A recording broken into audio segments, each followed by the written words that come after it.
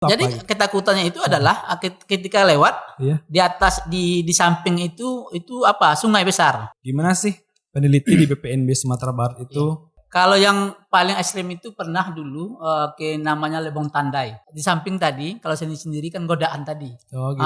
Itu yang paling apa? Jadi asiknya rame-rame jadi Rame-rame. terhindar dari godaan-godaan tadi. Terhindar dari godaan gitu. Nanti kalau seandainya dikasih tuh diambil, Pak.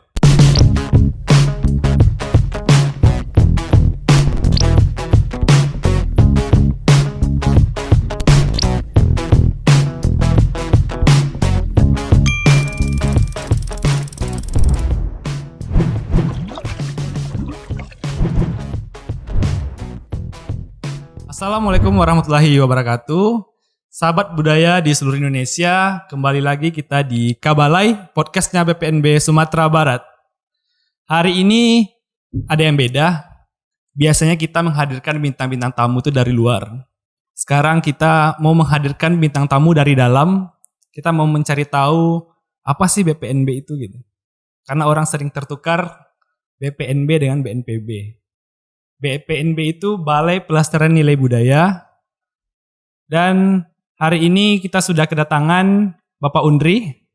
Selamat sore menjelang malam, Pak. Selamat sore. Untuk Bapak Undri itu di BPNB berperan sebagai apa ya, Pak? Sebagai peneliti, jadi fungsional peneliti. Berarti di BPNB itu ada apa-apa aja sih, Pak, selain peneliti?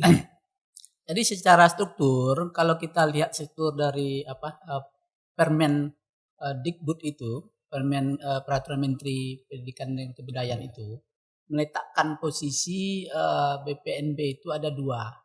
Pertama struktur organisasi secara birokrasi, struktural, kemudian ada fungsional gitu. Di fungsional sekarang itu di BPNB ada dua. Yang pertama adalah fungsional peneliti.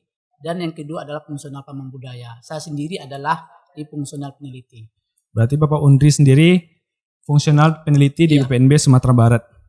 Bisa nggak Pak diceritain tuh sedikit tentang peneliti itu? Gimana sih peneliti di BPNB Sumatera Barat itu? Ya, jadi kalau kita lihat sebetulnya peneliti itu ada 4 sebetulnya. Kalau kita lihat sebagai sebuah struktur. Yang pertama adalah peneliti sebagai sebuah profesi. Sebagai sebuah profesi biasanya ada dokter, itu profesi dia. Kemudian ada pilot profesi, kemudian ada perawat dan sebagainya.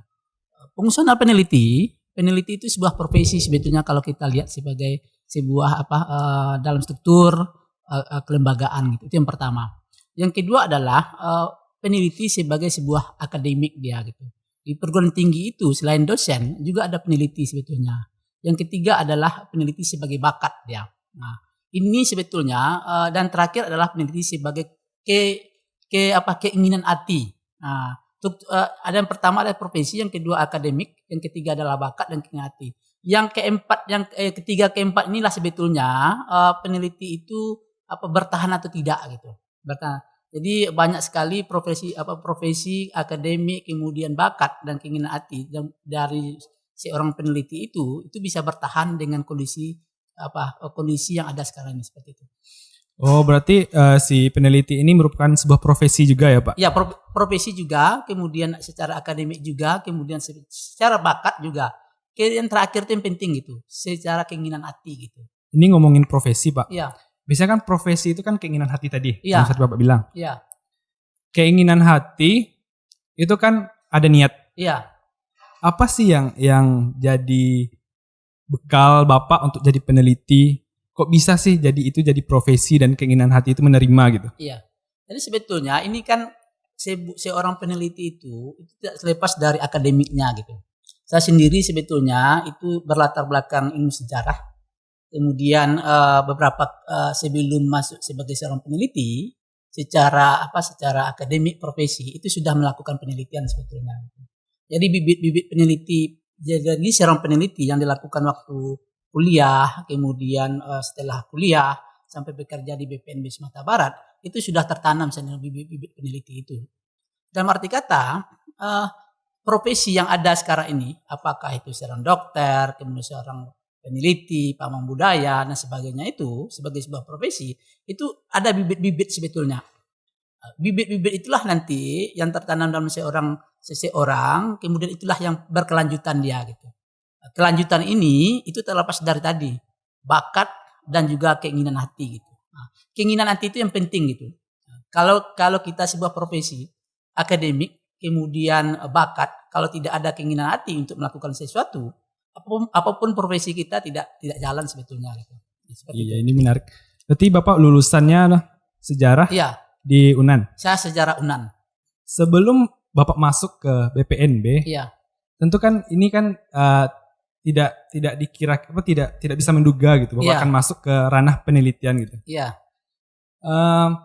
Apa sih yang Bapak bawa gitu dari UNAN bekal biar kok bisa sih jadi kan biasanya kan kita nggak nyangka gitu bakal jadi peneliti gitu. Iya. Kadang ada ketakutan besar Iya. ketika kita meneliti.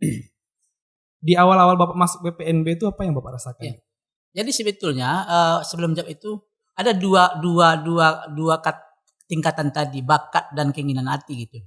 Saya sebetulnya dari awal itu boleh dikata ada bakat sedikit untuk menulis.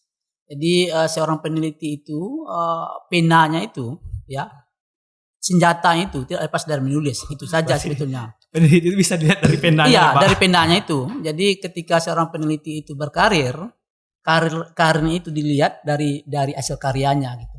Jadi asahan itu, bibit-bibit itu, itulah keinginan hati saya untuk menjadi peneliti gitu, seperti itu. Jadi saya tambahkan juga bibit itu sebetulnya ketika tamat kuliah di sejarah, kemudian menyambung S2, kemudian diterima saya itu di Lembaga Ilmu Pengetahuan Indonesia waktu itu, kemudian dalam sistem kontrak antara pemerintahan Indonesia dengan pemerintahan Belanda dalam sebuah proyek NIOT namanya lembaganya, Netherlands Institute for Oorlog Dokumentasi, sebuah lembaga dokumen perang gitu. Jadi sebuah lembaga dokumen perang pemerintahan Belanda itu mengkaji tentang persoalan Indonesia. Jadi waktu itulah bakat saya muncul gitu untuk meneliti gitu, kemudian menghasilkan karya itu kemudian dituliskan gitu. Jadi sebagai seorang peneliti itu tidak lepas dari tadi secara profesi, akademik, bakat dan keinginan hati gitu, seperti itu. Mungkin kita balik lagi ke belakang tadi Pak. Sebelum Bapak menjadi peneliti seperti sekarang ini, ada nggak cita-cita Bapak selain ini waktu di awal-awal gitu? Saya sebetulnya cita-cita saya dulu waktu kecil itu jadi guru SD sebetulnya gitu. Jadi ketika di kampung itu saya melihat profesi guru ya, guru itu sangat dihargai. Kemudian seorang guru itu sangat dihormati. Kemudian posisinya itu levelnya tinggi.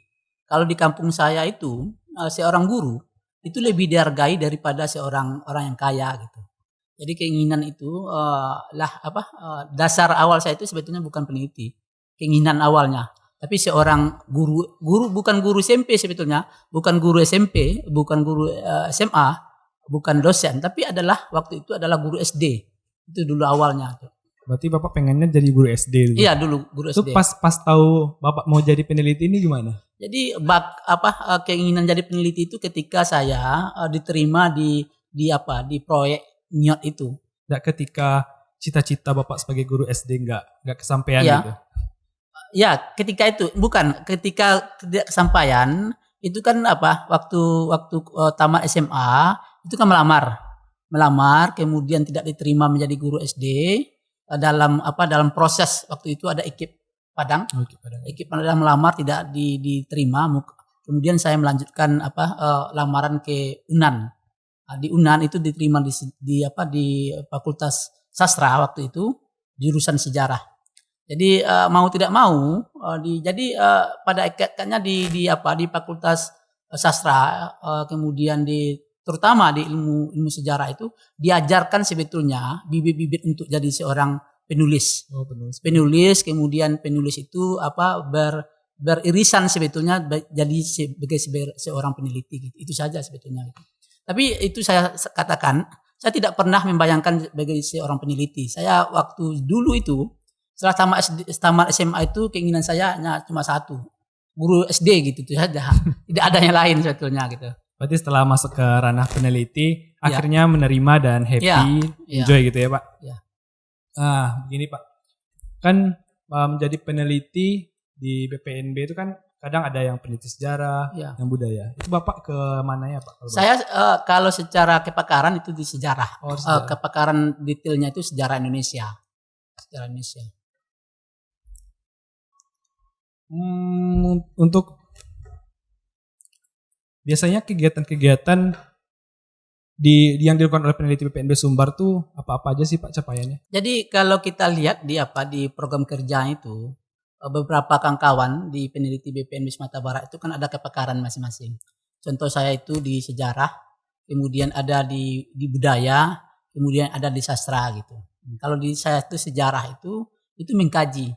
Ada beberapa aspek dari pengkajian sejarah itu, mulai dari yang pertama adalah tokoh sejarah, kemudian ada tokoh sejarah itu dibagi pula rangkaiannya.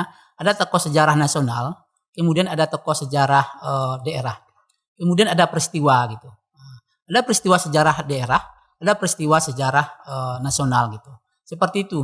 Jadi pada hakikatnya sebetulnya ruang lingkup dari pengkajian itu tidak terlepas dari dari ilmu sejarah itu sendiri.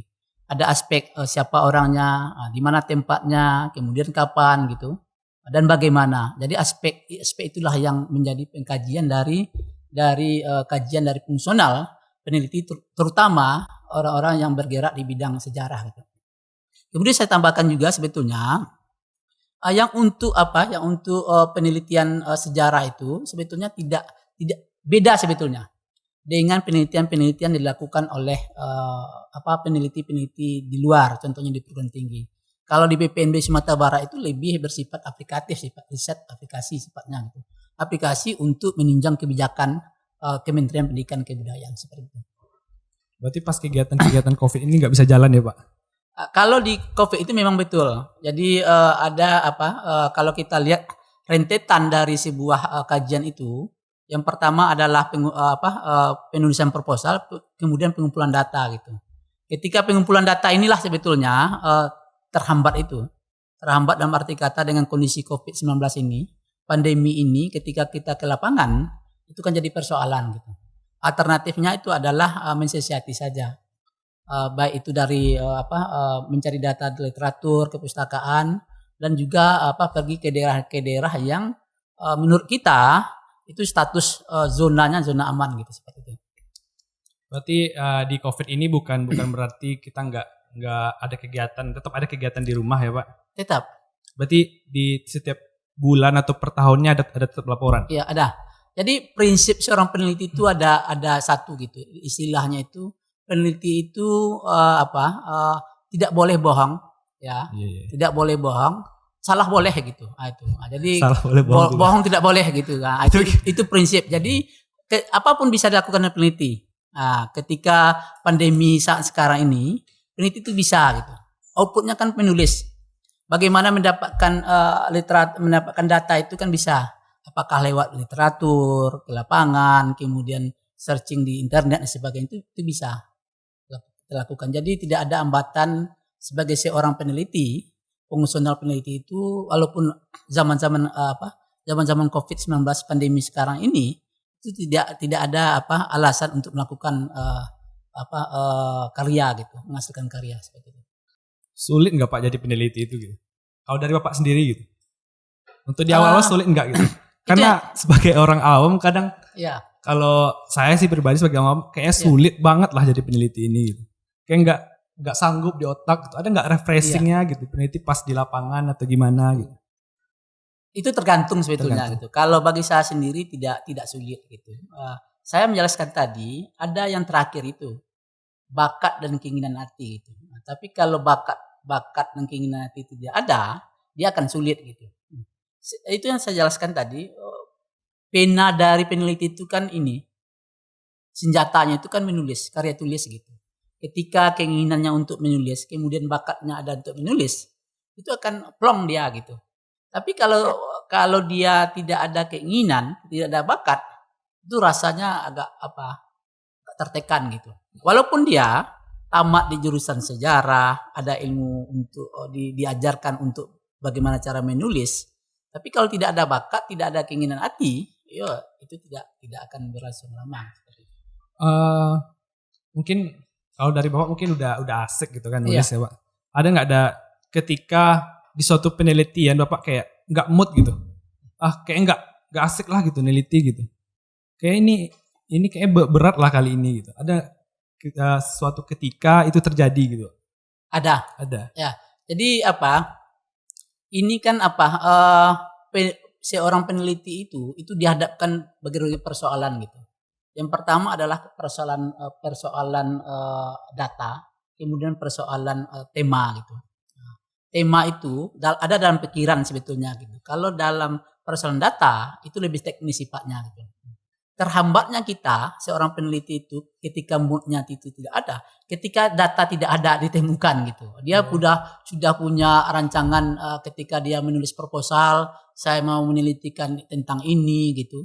Tapi ketika di lapangan dia tidak temukan itu data itu ya, itu jadi persoalan. Ketika itulah hilang moodnya untuk menjadi seorang peneliti. Saya juga merasakan itu gitu. Angan-angan saya ketika menulis, saya pernah meneliti tentang konflik agraria tahun 30-an di Sumatera Barat.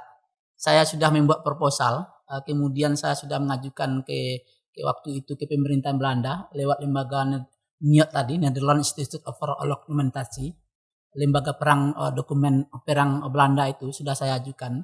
Tapi di lapangan saya tidak ketemukan datanya. Disitulah hilang mood. Bagaimana mensiasati ini? Disitulah kreativitas seorang peneliti. Dia tidak akan hilang tersendat dengan kondisi itu. Dia akan mencari data pembanding lain gitu. Disitulah kreativitas seorang peneliti. Karena kalau bilang kreativitas kan nggak semua orang kreatif Pak. Iya. Ada beberapa mungkin ada dari teman-teman Bapak yang peneliti lain ketika bahan-bahan yang dicari itu nggak ada gitu kan. Sedangkan kita butuh waktu atau timeline kerja lah gitu. Harus capaian per bulan per tahun itu ada, dan ketika itu tidak dapat gitu. Apakah ada sanksi Pak atau gimana gitu? Ya. Kalau sebagai sebuah profesi memang ada sanksi. Jadi seorang peneliti itu kan ada angka kreditnya, ada penilaiannya gitu, yang diistilahkan dengan penilaian angka kredit. Jadi ketika dia tidak memenuhi angka kredit ini, kemudian tidak menghasilkan karya dengan tidak berkreativitas tadi, itu konsekuensinya itu, apakah itu di jabatannya akan tersendat, kemudian menghasilkan karya juga tersendat gitu, seperti itu. Jadi saya pikir kreativitas seorang peneliti itu tergantung peneliti sendiri gitu. Peneliti itu yang tadi, baik itu profesi dia, bakat, kemudian ada akademik, kemudian yang terakhir itu yang penting, keinginan hati gitu.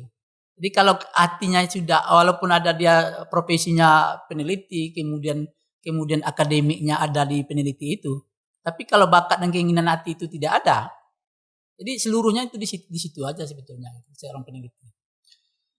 Ini saya kalau melihat dari kacamata luar, ya. Mungkin dari sebagian orang menganggap ada nggak sih Pak pesan gitu bahwa menghimbau anak-anak muda itu asik loh jadi peneliti sekarang ya, karena nggak cuma neliti, kita di lapangan kita bisa refreshing, tahu hal-hal baru gitu. Ada nggak Pak pesan itu buat anak muda atau gimana gitu, biar anak muda tuh jadi biar wah gitu, biar terbuka gitu buat. Saya melihat seperti ini, yang saya rasakan adalah seorang peneliti itu diajarkan kejujuran untuk memahami sebuah data, kemudian kejujuran untuk menulis gitu. Jadi di situ saya enaknya jadi seorang peneliti itu diajarkan gitu. Jadi saya pikir bagi generasi muda untuk menumbuhkan bibit-bibit sebagai seorang peneliti bukan menulis saja sebetulnya gitu. Bukan perkara menulis, tapi di situ ada unsur-unsur lain. Ada unsur-unsur kejujuran. Contohnya, kalau kita meneliti tentang persoalan pahlawan nasional, contohnya kita mencari data, kemudian kita tulis. Di situ kita dituntut kejujuran sebetulnya gitu. Apakah kejujuran itu dalam bentuk bagaimana kehidupan pribadi tokoh itu sendiri, kemudian bagaimana isi dari tulisan yang kita hasilkan dari kajian-kajian kita. Jadi sebetulnya bagi generasi muda, saya pikir tidak ada salahnya gitu jadi seorang peneliti. Tidak ada salahnya seorang peneliti karena peneliti sebagai sebuah profesi gitu, profesi yang baik, kemudian bisa bermanfaat Ya, gitu. mungkin tergantung kita ya Pak. Tergantung kita sebetulnya Kalau gitu. happy ya oke. Happy gitu, happy. Tapi saya pikir banyak sebetulnya orang-orang yang sukses itu sebetulnya dasarnya peneliti gitu. Peneliti di sini jangan dianggap peneliti itu seperti peneliti sejarah, kemudian budaya. Tidak. Untuk semua peneliti. Nah, saya pikir Bill Gates saja itu seorang peneliti dia sebetulnya. Menemukan sesuatu. Ya kan? Menemukan sesuatu. Ada kaidah-kaidah ilmiahnya gitu. Tapi di dalam hal lain gitu. Tapi yang berkenaan dengan kantor kita memang tidak lepas dari sejarah dan budaya tadi gitu. Oh iya. Ini Pak, ada satu lagi yang mau saya tanyakan. Iya. Biasanya kan peneliti itu kan keluar gitu observasi. Iya. Observasi itu kan butuh waktu lama atau butuh senggang waktu lah gitu. Iya. Ada nggak dukungan dari keluarga atau ya keluarga melarang gitu Pak untuk Iya. jadi janganlah gitu. Kayaknya pulangnya lama gitu. Kayak masa ninggalin anak-anak, istri gitu kan. Iya. Bisa ceritain nggak Pak? Iya, Kalau kesahnya tentang itu iya. gimana gitu? Jadi betul. Jadi sebuah profesi yang kita lakoni ya. Jadi yang profesi fungsional peneliti itu kan tergantung pribadi gitu. Memang banyak kisahnya gitu. Ketika kita ke lapangan mencari data gitu, kemudian menulis dan sebagainya itu, memang harus ada dari keluarga harus ada sokongan gitu. Karena apalagi kita di lapangan 15 hari. Itu godaannya sangat wow. Wow gitu. Bukan godaan dalam arti kata banyak tantangannya. Godaan yang bagaimana gitu Pak? Karena kalau bilang godaan kan banyak gitu. Iya. Entah dari makanan kah atau apa gitu. Godaannya itu bisa jadi bersifat negatif, bisa positif dia. Kalau negatif itu apalagi kita pergi ke lapangan sendirian saja, ya kan? Ini kan godaan ini Pak. Berarti penelitian tuh jalannya sendiri-sendiri ada gitu sendiri Pak? Kan ada kelompok gitu. Ketika gitu. kita sendiri itu godaan banyak, tantangan juga banyak gitu. Itu kejujuran tadi yang perlu berarti. Kejujuran itu di situ. Jadi seorang peneliti harus jujur dia. Tidak jujur dalam arti kata jujur menulis saja, tapi jujur keluarga juga gitu. Itu yang penting gitu. Jadi dalam rentang waktu itulah sebetulnya suka dukanya itu. Suka duka itu sebetulnya lebih banyak kita memahami kondisi masyarakat. Tidak pernah kita bayangkan ya bagaimana cara wawancara orang, mendekati orang dengan kita sebagai seorang peneliti itu lebih merasakan sebetulnya. Bagi seorang peneliti itu cara untuk memasukkan ide, bertanya saja, kemudian cara masuk rumah orang saja itu diajarkan sebetulnya secara lambat laun gitu. Itu diajarkannya sebelum meneliti atau sesudah? Itu secara apa saja? Eksperimen. Iya, gitu. Itu secara pengalaman. Secara pengalaman saja sebetulnya. Contohnya kita punya narasumber. Iya. Narasumber itu sudah berjanji nanti datang malam. Kalau kita ini kan belum tahu nih bagaimana orangnya gitu. Iya. Kalau kita salah saja sedikit pasti ditolak gitu. Apalagi yang kita tanya sensitif gitu, sifatnya gitu. Jadi sebetulnya seorang peneliti itu punya kreativitas. Bagaimana mencari narasumber, bagaimana berhadapan dengan narasumber gitu.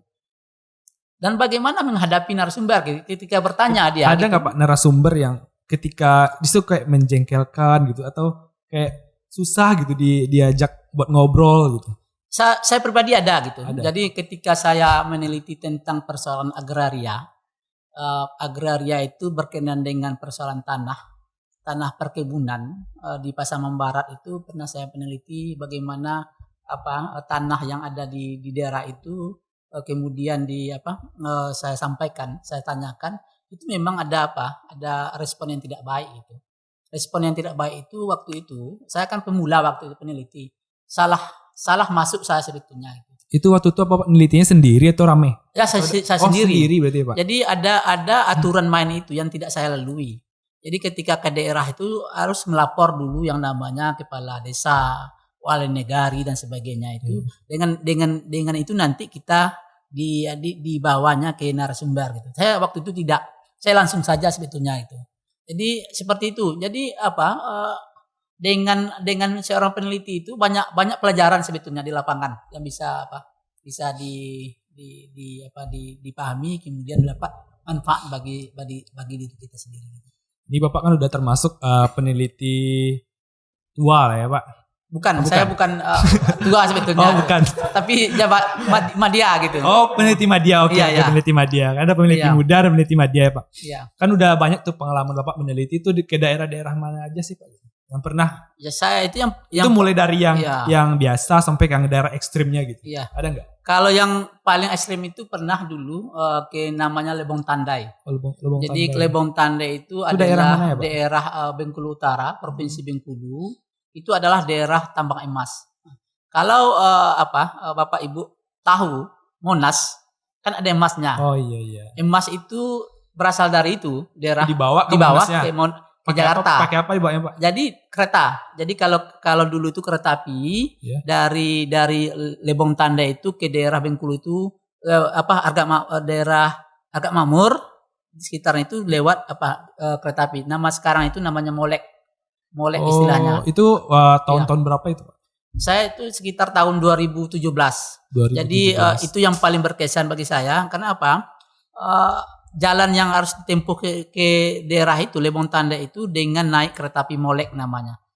Jalur kereta api yang sudah lama itu kemudian diperbaiki oleh masyarakat. Kemudian kereta apinya itu dibuat oleh masyarakat itu dari kayu. Kan itu termasuk daerah ekstrim dari Pak. Apa sih ketakutan Bapak pas masuk ke daerah itu? Jadi ketakutannya itu adalah ketika lewat di atas di samping itu sungai besar. Oh. Jadi kalau dia meleng dikit, dikit boom gitu. Masuk dia. Masuk ya. Itu jadi selama ini sudah saya sejak tahun 2004. Kalau itu 2002 sampai sekarang itu saya penelitian melakukan pengumpulan data yang paling berkesan itulah. Oh itu sendirian juga Pak? Kelompok dia. Oh kelompok. Kirain Bapak sering jalan terus gitu. Oh iya. Iya. Oh iya. Gini Pak, ada nggak ketika Bapak meneliti dan nggak tahu sih daerahnya ekstrim apa enggak? Iya. Keluarga menolak gitu. Sedangkan itu kewajiban gitu. Sampai sekarang belum pernah. Oh belum pernah. Jadi ya, yang penting itulah pemahaman, rasa saling percaya gitu. Jadi seorang peneliti itu di antara keluarga harus saling percaya. Kalau tidak ada saling percaya, ini yang membuat seorang peneliti itu agak, kalau saya istilahkan oleng dia gitu. Iya. Oleng dalam arti kata ketika kita cari data tidak ada restu dari keluarga, kemudian kita juga ke lapangan gitu, itu kan nggak enak gitu. Jadi di situ sebetulnya saling percaya inilah yang penting. Yang penting itu kepercayaan keluarga. Kepercayaan keluarga gitu. Dan kepercayaan itu timbul dari kejujuran tadi. Iya. Seperti itu. Ada lagi pertanyaan Pak. Pernah nggak waktu meneliti itu dikasih sesuatu oleh narasumber gitu? Kayak bekal oleh-oleh atau apa gitu? So jimat mungkin yang tempat ekstrim ya? Saya sebetulnya kalau yang untuk penelitian terhadap apa yang telah saya lakukan, narasumber itu sampai sekarang belum gitu. Tapi yang paling banyak itu adalah pelajaran secara lisan gitu. Jadi di samping data, narasumber itu juga mengajarkan tentang bagaimana kehidupan beliau, kemudian bagaimana cara bertahan hidup gitu, bagaimana dia bisa sukses, bagaimana dia tidak sukses gitu. Pelajaran-pelajaran itu sebetulnya, tapi dalam bentuk benda, apakah itu jimat dan sebagainya itu saya belum pernah gitu. Belum pernah saya itu. Tapi pelajaran-pelajaran beragama yang disampaikan itu yang sering gitu. Oh berarti kalau seandainya dikasih tuh diambil Pak? Siapa? Oh dilihat lagi gitu. Oh dilihat lagi gitu. Ini apa ini? Iya. Ya karena kan meneliti itu kan ada mungkin dikasih kayak semacam alat lah gitu, kayak semacam ini oleh-oleh gitu. Sedangkan kita nggak tahu itu oleh-olehnya apa gitu kan. Saya setuju sebetulnya. Jadi kalau ingin memahami tentang seseorang, kalau ingin memahami tentang seseorang, buah pikir orang dan sebagainya itu, jadilah peneliti gitu. Seperti itu. Kalau untuk meneliti gitu Pak, yang mungkin ke daerah-daerah yang mungkin kita nggak tahu gitu kan. Iya. Gimana adat dan kebudayaannya. Ada nggak Bapak mengalami hal-hal mistis gitu di saat meneliti dan membuat ketakutan gitu, ketakutan besar untuk meneliti gitu? Ada nggak? Saya secara pribadi Iya. itu pula niat saya sebetulnya itu jadi peneliti. Jadi niat Bapak tuh pengen tantangan itu sebetulnya gitu. pengen mencari hal yang mistis gitu ya, Pak? Iya. Saya ceritakan ini, saya pernah melakukan penelitian tentang tambang. Tambang itu di Sawalunto. Ada yang kesurupan nggak Pak? Waktu itu tidak. Oh, enggak ada. Tidak. Waktu itu ada penelitian tentang tambang, harus masuk ke tambang ombilin, tambang batu bara ombilin itu kan bilang orang kan banyak tantangan itu, banyak orang. Karena orang sering bilang kan. Tapi saya tidak gitu. Saya masuk waktu itu. Oh gitu. Tapi belum bekerja di sini. Kalau tidak salah saya tahun 2002 itu. Dalam waktu itu di pekerjaan masih dengan lembaga LIPI Pengetahuan Indonesia waktu itu. Berarti di saat itu Bapak tidak ada mengalami hal-hal yang tidak. Oh gitu. Kan itu sesuatu yang pengen Bapak capai ya. Bukan capai sih, kayak pengen sih ya ada yang hal-hal yang pengalaman-pengalaman kayak gitu kan Pak. Jadi itu sebetulnya sumber untuk menulis. Oh, sumber untuk menulis. Jadi ketika kita mau menulis tentang kondisi alam, kondisi apa yang terjadi, kita harus merasakan gitu. Jadi menulis itu prinsipnya adalah apa yang kita rasakan dulu gitu, selain dari data gitu. Ketika kita menulis tentang kondisi bagaimana tambang, ketika kita masuk dengan kondisi itu bisa kita tuliskan. Seperti itu. Berarti peneliti ini bisa banyak lah pengetahuan yang harus dibekali gitu. Iya. Mulai dari keberanian, kejujuran, bukan hanya sekedar menulis nggak Pak? Bukan. Itu yang saya bilang tadi, meneliti itu banyak sebetulnya nuansa-nuansa lain gitu. Kalau kita mau jujur, kemudian bahkan di seorang peneliti itu diajarkan kebersamaan. Jadi sebagai sebuah riset itu kan ada kelompok-kelompok dia. Ada penelitian kelompok. Penelitian kelompok itu kan banyak orang di sana. Di situ diajarkan juga kebersamaan untuk mencari data, kebersamaan untuk menulis, bagaimana menghasilkan sebuah karya. Itu banyak sebetulnya. Itu yang saya sampaikan tadi. Banyak pelajaran-pelajaran kalau kita menjadi berprofesi sebagai seorang peneliti. Banyak pelajaran-pelajaran yang kita dapat ya Pak dari mungkin dari lapangan. Ya, menarik. Di masa Covid ini Pak, kan tuh terhambat tuh. Mungkin ke lapangannya nggak ada. Iya. Itu apa sih kegiatan peneliti yang harus ditekankan gitu di Covid ini agak Pak? Ya, sebetulnya di kantor kita di BPNB Sumatera Barat itu kegiatan untuk penelitian masih jalan sebetulnya gitu. Awalnya itu saya pribadi itu melakukan kajian itu di Provinsi Bengkulu, tapi dengan kondisi Covid ini itu beralih ke Sumatera Barat. Di lapangan juga mensiasati juga sebetulnya, bagaimana daerah-daerah yang zona aman gitu untuk kita masuki gitu. Ini Pak, enakan mana sih Pak, pas Covid atau sebelum Covid gitu menelitinya? Kan beda tuh. Iya, sebetulnya tantangan tersendiri keduanya gitu. Ketika kita zaman tidak Covid, masa tidak Covid, itu kan enaknya kan ketika tidak ada rintangan masalah kesehatan, masalah pandemi gitu. Kita leluasa ke lapangan mencari data gitu. Tapi dengan kondisi sekarang ini kan selain dari data yang kita mau cari, terpikir juga masalah ini, pandemi ini, Covid itu. Jadi saya pikir keduanya enak-enak juga sebetulnya gitu. Tergantung kita menjalaninya aja ya. Tergantung kita menjalaninya. Kan kalau sebelum Covid ini kan ke observasi ke lapangan gitu ya Pak. Itu biasanya kan ada yang perorangan, itu kelompok, itu siapa sih yang milih gitu Pak? Kita sendiri atau memang udah ada aturannya Pak? Jadi gini, untuk sebuah kajian itu kan ada dua sebetulnya. Yang pertama adalah berdasarkan kepakaran. Yang kedua adalah berdasarkan program kerja yang diamanahkan dari kantor gitu. Umumnya bagi peneliti itu mengakomodir keduanya gitu. Kalau saya itu sebagai seorang peneliti sejarah memang tidak lepas dari kepakaran sejarah. Tapi nanti diakomodir, kemudian diiriskan juga dengan program-program kantor yang tidak lepas dari kepakaran yang saya miliki, seperti itu. Oh iya Pak. Berarti kalau menurut Bapak asik meneliti sendiri atau rame-rame gitu? Saya pribadi, Iya, kalau Bapak pribadi. saya pribadi sebetulnya rame-rame sebetulnya gitu. Jadi ada kebersamaan. ada kebersamaan. Jadi penelitian secara berkelompok itu banyak pelajaran sebetulnya. Rasa kebersamaan. Jadi Ibu, kita di lapangan dapat dipastikan, bukan dipastikan, bisa menilai seseorang ya di lapangan itu sebetulnya bagaimana tingkah lakunya, baik atau tidaknya gitu. Itu kan kawan bisa kita nilai sebetulnya di lapangan gitu. Jadi saya sendiri lebih suka berkelompok untuk ke lapangan. Di samping tadi kalau sendiri kan godaan tadi. Oh gitu. Itu yang paling apa? Jadi asiknya rame-rame jadi terhindar dari godaan-godaan tadi. Terhindar dari godaan gitu. Cobalah nanti ke lapangan sendiri banyak godaan gitu. Kalau banyak kan ini terbendung juga. Godaan kan? yang paling Bapak takuti itu apa gitu? Saya yang paling godaan ditakuti itu adalah wanita sebetulnya. Oh, itu paling ditakuti semua pria kayak itu. Di lapangan itu. Apalagi sendiri ya, Pak. Apalagi sendiri gitu. Iya. Saya berharap dari dulu itu kalau penelitian itu ke lapangan itu dapat sama-sama. Ada bertiga, berempat. Kalau sendiri itu saya takut juga gitu.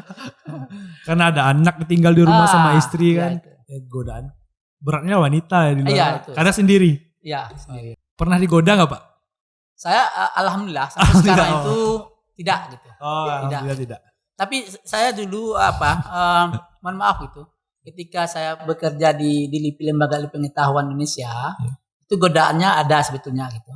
Apalagi di penelitian di daerah perkotaan gitu. Tapi kalau di daerah kita tidak. Kan Bapak tadi kan peneliti sejarah kan Pak? Iya. Peneliti sejarah itu tuh yang kan kita tahu BPNB ini di 3 wilayah. Iya. Ada Sumatera Barat, ada Bengkulu dan Sumatera Selatan. Itu sejarahnya cuma ruang lingkupnya di 3 wilayah itu saja atau bisa ke daerah-daerah lain, sejarah-sejarah daerah lain gitu? Jadi secara wilayah kerja memang tiga daerah ini pengkajian tentang masyarakat di daerah Sumatera Barat, kemudian di daerah Bengkulu dan Sumatera Selatan. Tapi ingat, walaupun di daerah itu kita mengkaji, tapi ketika kita menghasilkan sebuah karya, itu tidak lepas dari daerah-daerah lain.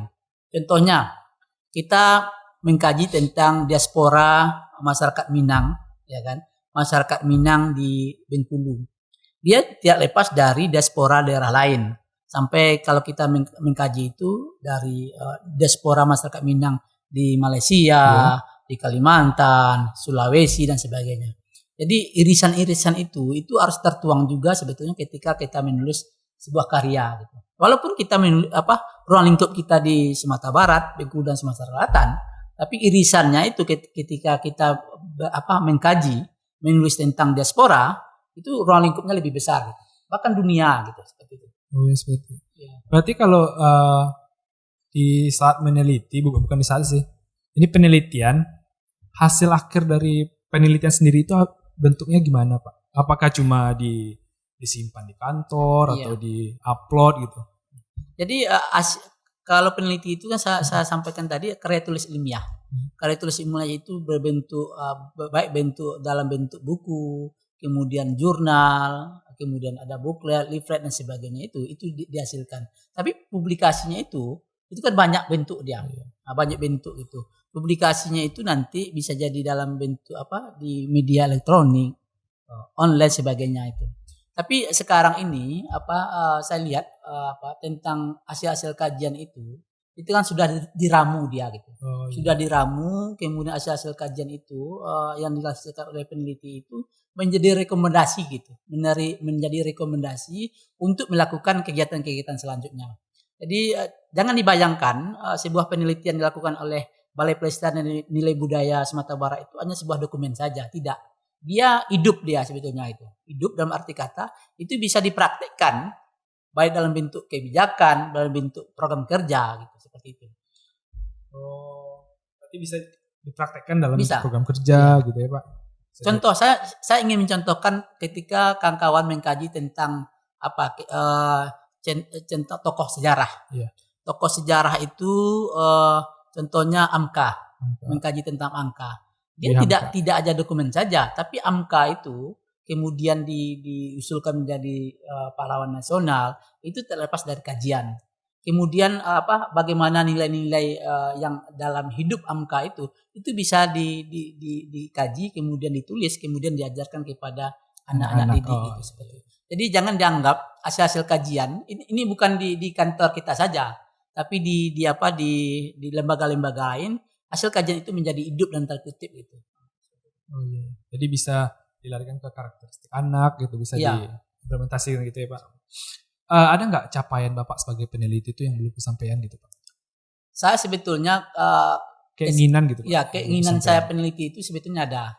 Saya dulu ketika saya itu jadi di diklat pendidikan latihan di LIPI itu, satu pertanyaan ketika saya ditanyakan oleh Widaswara itu apa keinginan saya sebagai peneliti, itu profesor riset gitu. Saya itu dulu keinginan saya jawab itu profesor riset. Tapi alhamdulillah secara angka kredit saya sebetulnya sudah ahli peneliti utama sebetulnya gitu. Kalau di angka kredit itu saya itu 925. Jadi capaian untuk APU sudah ahli peneliti utama, tapi profesor riset belum gitu. Oh, nanti sebelum masuk ke profesor riset itu apa sih kiat-kiat yang harus dilaksanakan? Jadi profesor riset itu kan sebuah penghargaan sebetulnya, penghargaan capaian tertinggi dari seorang jabatan gitu. Sama di perguruan tinggi ada capaian tertingginya itu gitu. Di bidang akademik itu profesor gitu. Berarti itu yang belum kesampaian itu belum sekarang. Saya sebetulnya belum kesampaian itu gitu. Tapi pengen ya Pak? Saya pengen gitu, pengen ya. untuk itu gitu. Profesor riset itu saya sebuah cita-cita karena dulu saya berarti dari guru SD sekarang itu sekarang. Saya itu gitu. Keinginan saya itu udah berubah sebetulnya. Dulu keinginan saya itu tidak di kampung itu, kampung kecil. Saya guru SD sebetulnya. Mungkin gitu. Kalau Bapak jadi guru SD sekarang mungkin capaian kepala sekolah gitu. Bisa juga kan.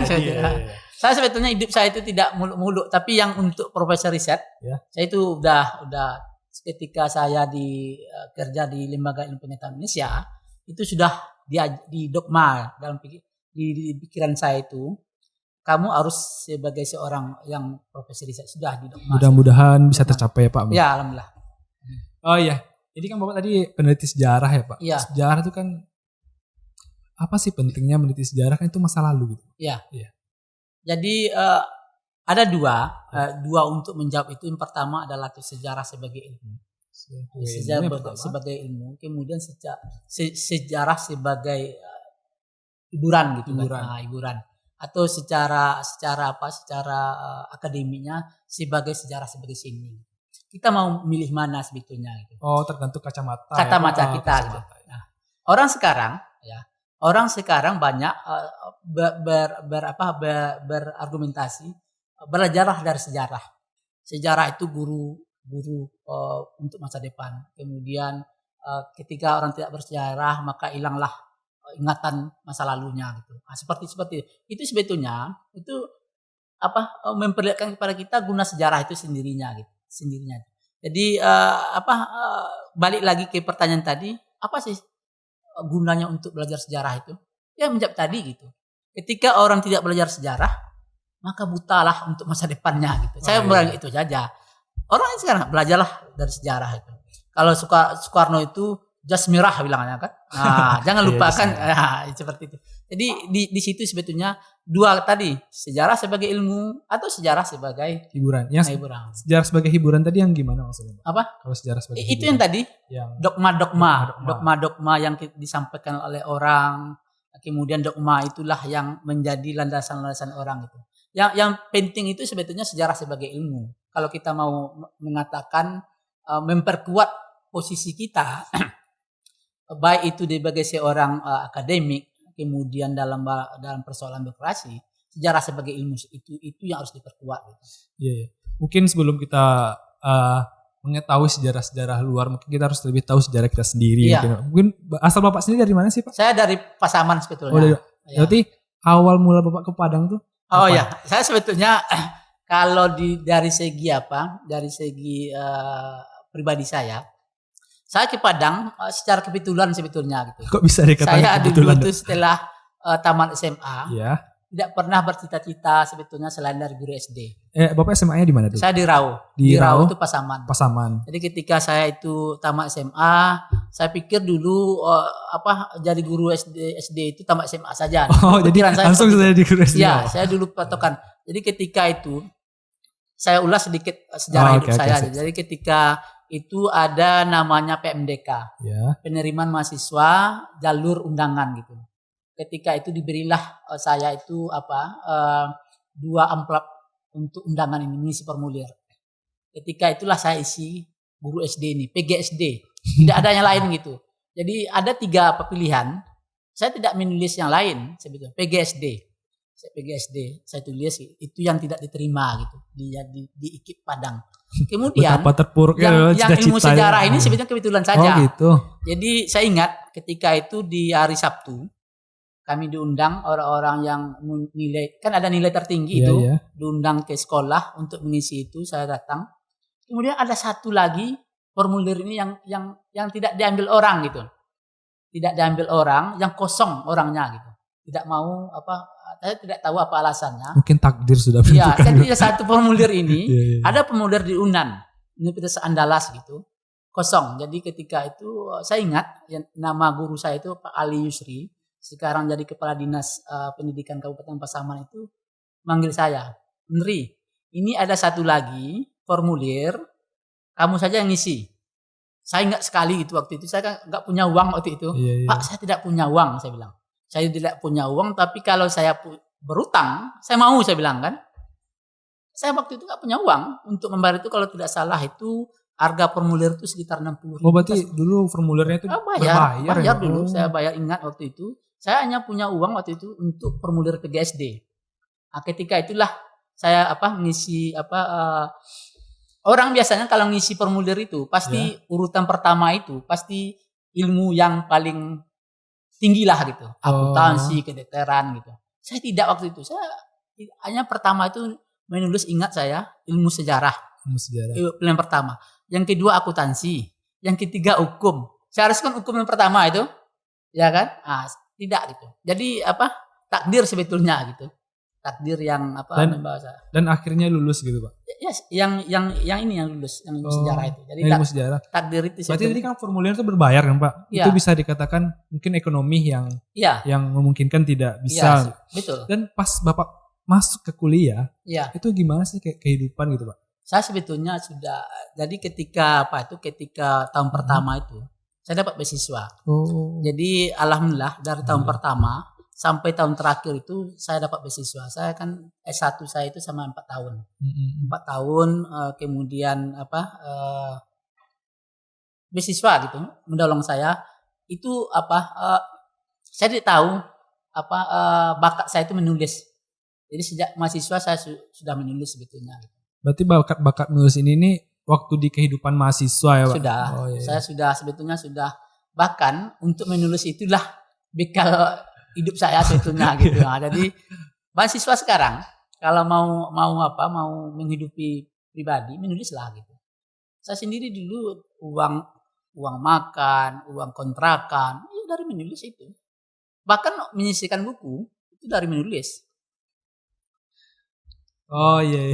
Berarti dari dulu tuh hobi menulis sebetulnya. Hobi menulis. Iya, bakat itu sebetulnya, bakat tadi kan. Apakah untuk jadi peneliti itu harus orang yang pintar gitu? Tidak. Kenapa? Saya jawab, jadi peneliti tidak harus pintar.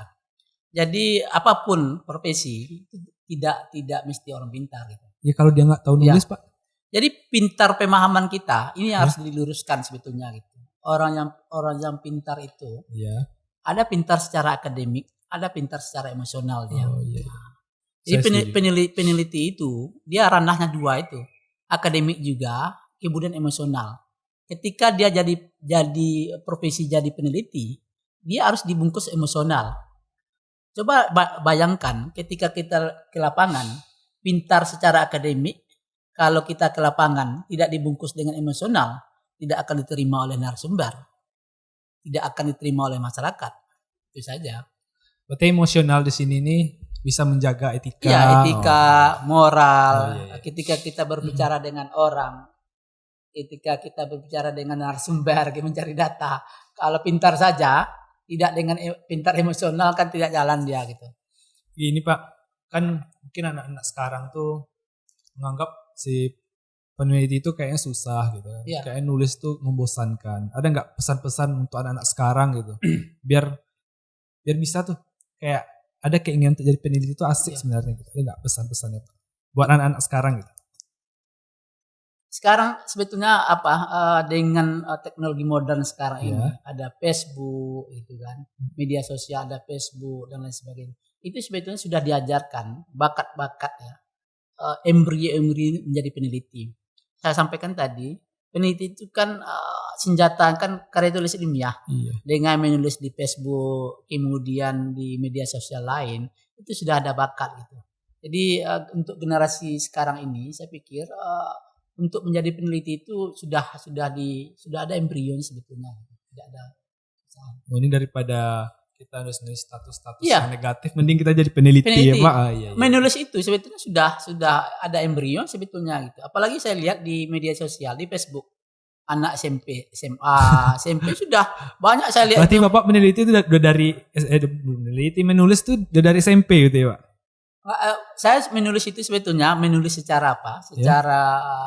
Secara keinginan hati. Memang dari mahasiswa dulu. Dari mahasiswa sampai sekarang. Ada nggak Pak pesan dan kesan untuk peneliti-peneliti yang sudah ada di BPNB Sumbar gitu yang mau disampaikan? Jadi itu yang saya ulangi lagi, ketika kita menjadi sebagai seorang fungsional peneliti, jujur itu penting gitu. Jujur yang pertama penting. Jujur itu penting itu. Dengan kejujuran itu bisa dilihat dari hasil karya gitu. Seorang peneliti itu secara etika akademik itu plagiat, kemudian meniru punya karya orang lain, itu melanggar. Itu harus di gitu. Jadi seorang peneliti juga diajarkan kejujuran gitu. Jadi penting sekali sebetulnya untuk memahami sebagai profesi jabatan fungsional peneliti itu tidak saja ansih saja ya untuk menulis dan sebagainya, tapi banyak diajarkan gitu. Yang tadi ada kejujuran, kemudian ada pintar secara emosional gitu, bukan akademik saja gitu. Itu banyak gitu. Jadi itulah yang benang merah itu untuk menjadi seorang peneliti itu sendiri. Bapak kan udah terkenal gitu. Iya. Kan? Bisa dikatakan gitulah ya Pak. Ada nggak keinginan Bapak untuk mau ke tingkat yang lebih tinggi gitu? Atau mau jadi bupati mungkin di Pasaman? Saya sebetulnya tidak Ini sudah pertanyaan dari kru ini. Ya saya sebetulnya tidak terkenal sebetulnya, tapi ada satu prinsip saya sebetulnya gitu. Kita itu berbuat orang lain bisa menerima manfaat. Saya hanya bisa berbuat itu lewat tulisan gitu. Tulisan. Saya pernah pengalaman gitu. Dengan tulisan ini itu bisa SIM itu bisa dikeluarkan gitu. Saya waktu itu mengurus SIM, kemudian saya sodorkan KTP, kemudian dia tahu nama. Bapak ini yang sering menulis ya, dia urus SIM saya itu.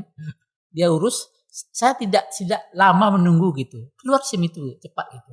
Itu tahun berapa? Saya itu waktu tahun 2005 atau berapa itu. Itu tahu orangnya kok bisa tahu jadi penulis? Atau beda tulisan peneliti dengan tulisan orang biasa itu beda atau gimana Pak? Jadi sebetulnya dulu itu kan saya sering menulis di koran itu kan agak mengkritik gitu. Kalau sekarang ini kan beda. Saya sekarang ini sudah ibarat tanda kutip udah instaf. Saya lebih melihat posisi ini untuk pengajaran gitu. Kalau dulu itu saya menulis itu sering memang kritikan gitu, bukan pribadi saya, bukan ke saya gitu, tapi lebih banyak ke orang gitu. Sekarang tidak gitu. Saya itu lebih menulis bagaimana pembentukan karakter gitu, seperti itu. Tapi keinginan saya itu seperti menjadi bupati atau itu tidak. Tidak ya Pak. Tapi saya hanya ingin melihatkan ini karya itu bisa dibaca orang lain, kemudian bisa bermanfaat bagi orang lain. Berarti tidak ada keinginan ya Pak. Ya. Kalau seandainya ditawari gitu, gimana? Ditawari itu lain hal. lain hal. Ini politis gitu, orang politis gitu. Saya kalau politis itu beda dia. Politis. Hari ini A, besok beda gitu. Kalau ini kan berbicara tentang ideal dia gitu. Nah, ini kan ideal saja gitu. Berarti Bapak mulai insafnya itu kenapa? Ada nggak? Bisa diceritain nggak insafnya itu gimana sih gitu? Saya belum ada orang menulis tentang karya saya sebetulnya gitu. Tapi kalau dia ada orang menulis, pasti ada benang merah gitu. Saya sejak tahun 2000 akhir 2007 ketika saya masuk ke sini, itu sudah mulai dalam tanda kutip insaf untuk mengkritik gitu. Karena kita posisi dalam sistem gitu. Kalau dulu tuh memang tulisan-tulisan saya itu banyak mengkritik sebetulnya, mengkritik pemerintah, masyarakat dan sebagainya. Tapi sejak tahun 2007 sampai sekarang itu coba dibaca, itu banyak pembentukan karakter sebetulnya, ungkapan-ungkapan tradisional, kemudian kalau ada persoalan ibaratnya ya menyampaikan sesuatu lah gitu, tidak lagi bentuk kritikan yang pernah saya tulis sebelum saya bekerja. Kok bisa beralih gitu Pak?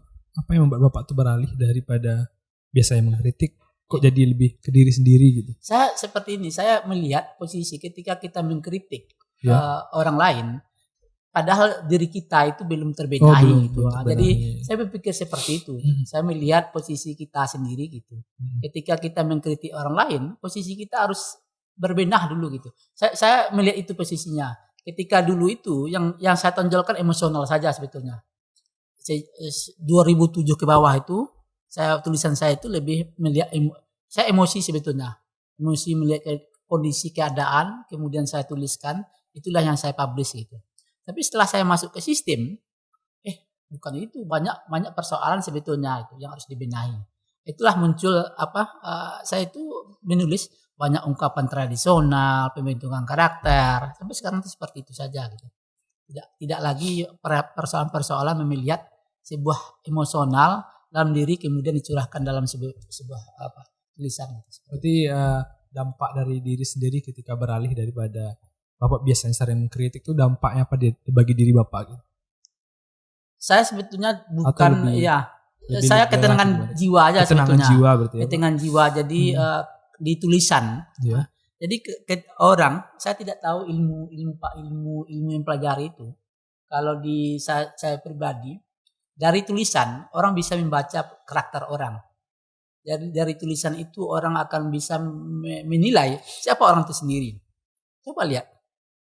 Kalau Bapak Ibu bisa membaca itu, kemudian menelaah, itulah orangnya. Jadi tulisan saja bisa melihat orang itu, apakah itu orang santun, emosi, kemudian berkarakter atau apa, itu bisa lihat dari tulisan sendiri ya Pak. Iya. Mungkin menjadi peneliti itu tidaklah susah ya Pak. Iya. Semua itu bisa dilakukan kalau kita tuh ikhlas menerimanya.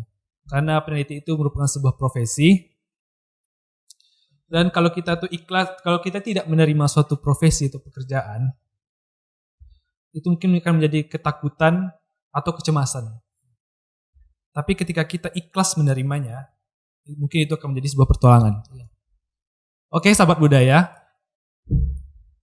Mungkin setelah quote tadi, berakhir pula acara kita, yaitu Kabalai, podcastnya BPNB Sumbar. Terima kasih Bapak Undri. Ya, terima kasih sama-sama. Mudah-mudahan apa yang telah kita sampaikan tadi bermanfaat gitu. Amin. Bukan saja untuk orang lain, tapi untuk diri saya pribadi gitu. Iya. Jadi kedepannya itu dalam perakhiran kita, peneliti itu adalah sebuah profesi, sebuah bakat, sebuah akademik, dan juga sebuah keinginan hati yang bisa bermanfaat bagi orang lain. Ya, saya setuju. Oke, sampai di situ. Assalamualaikum warahmatullahi wabarakatuh.